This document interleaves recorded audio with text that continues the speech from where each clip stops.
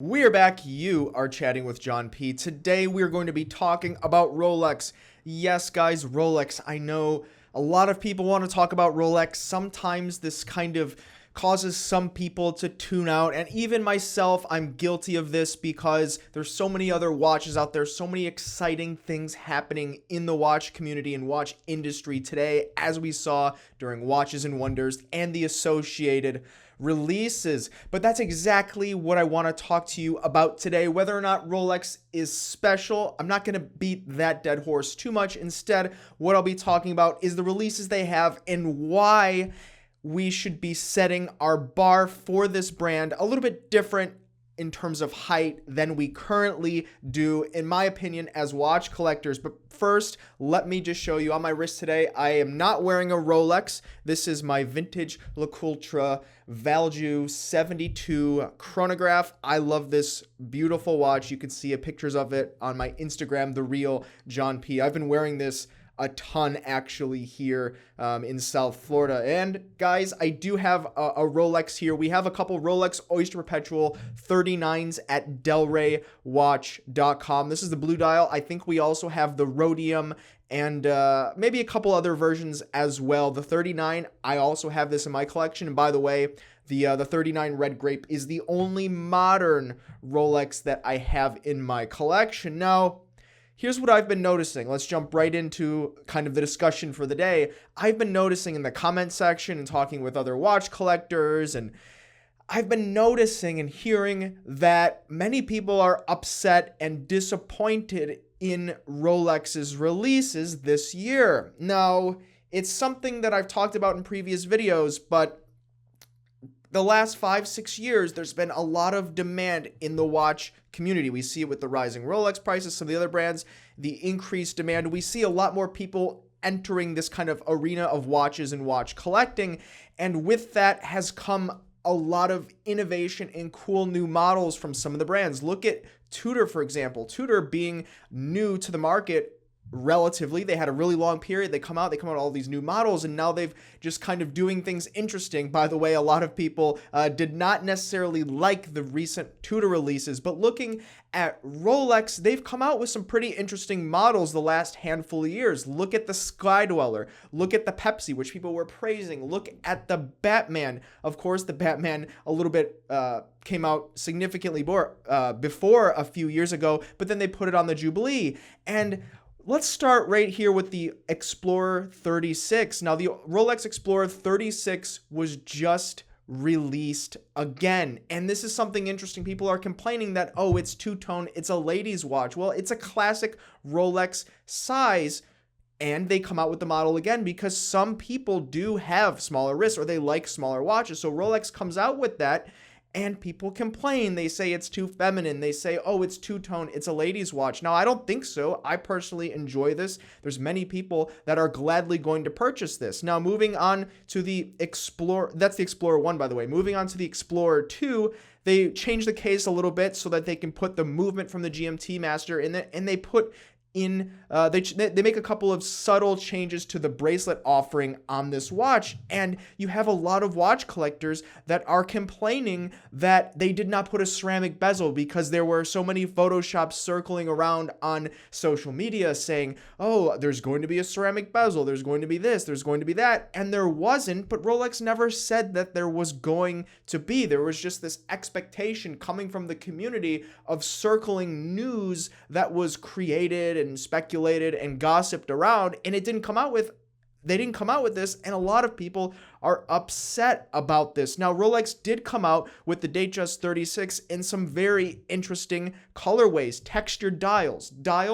currently that are textured are just doing so well. Look at Grand Seiko. Look at some of the dial offerings from Omega and some of the other brands. You see these textured dials being a really big hit in the watch collecting community. So what does Rolex do? They come out with this kind of palm tree leaf dial, both in the gold tone as well as one other kind of mosaic dial, and also a Datejust 36 in green, and the watch collecting community hates it, thinks it's the biggest flop. I'll let you know that I think I'm going to be receiving one of the 36 for my personal collection with the green dial leaf. We'll see if it actually comes in. But I thought it was really interesting and unique. Of course, it's not technically a new case. They didn't change anything up. They didn't put some kind of new complication or interesting bezel on it, but that is once again what Rolex does. They have these timeless watch models where you can have a Datejust that came out 50 years ago and it looks kind of like the Datejust you have today, and that's part of what Rolex offers as a brand, is that timelessness. Now, I'm not saying that the watches that they do come out with are the absolute best in market, because we're here on YouTube, we do our research, we geek out over all of this, the movements, the finishing, which sometimes Rolex does not offer, almost always do not offer the best in class, but what they do offer is something that's going to be relevant in the future that it is today, guaranteed, at the expense of not having these complications that may be just something that no one is really interested in the future. Think of it something like an alarm watch. There, if you look back at vintage watches, tons and tons and tons of alarm watches. Today, I think JLC would be very happy to be selling an alarm watch, because what do you need an alarm for if you just have your phone? I know the same argument can be said about watches, but in general, that complication doesn't serve a whole lot of purpose today. Now, something that I just don't understand why some collectors are really upset about is looking at the Batman. You had the Batgirl, it had the Jubilee bracelet on, the GMT Master, with the black and blue ceramic bezel. There was so many complaints. Oh, I cannot receive the Batman. Oh, I want this on the Oyster. People would buy the Batgirl and then have to like work really hard and find a bracelet to put on the Batgirl to turn it into a Batman. This is something I saw happening almost every day in different watch dealer chat groups and chatter among watch dealers. So what does Rolex do? They say, hey, not only can you buy this Batman once again with the Oyster bracelet, we're also going to we're going to have both bracelet configurations for the Pepsi. And there was a lot of, I don't want to say hatred, for almost but contempt. They wanted something more. The watch collectors wanted something more and better out of Rolex. And they also allowed the Jubilee on the Sky Dweller. Now, I think they could have come out with something that would have been a lot interesting, but we need to take a step back and realize where Rolex is in the market. We're at a time where you can't buy a Rolex Oyster Perpetual. You can't walk into a store, at least in the United States and much of the world. You cannot buy their most entry-level watch. It's not there. The waiting lists are pretend. You cannot obtain the watch. You need to pay over market or have a serious spend with the authorized dealer or the boutique. And so if that's the point, and Rolex most novel and innovative models that they do have, relatively speaking, for their product lineup, if you certainly cannot even get those, nor their entry-level models, why would they deliver or come out with a model that they're going to spend R&D costs on, coming out with a new case, creating new complications, all of that, and putting it through the testing, manufacturing, the tooling, investing in the parts, when that's not the direction that they're going in, and it's not even available for purchase. Everything that they're producing already with the same cases is selling out. In fact, they want to use more of the same parts in all of their product lineup, and you can see that with the Rolex Explorer 2 and the fact that they did not introduce a new bezel style with the ceramic bezel offering, which many people thought. They put the movement from the GMT Master in it, and they changed the case to allow for this instead of using a movement that was no longer going to be used in their other models. So you see this kind of consolidation, and also by Rolex removing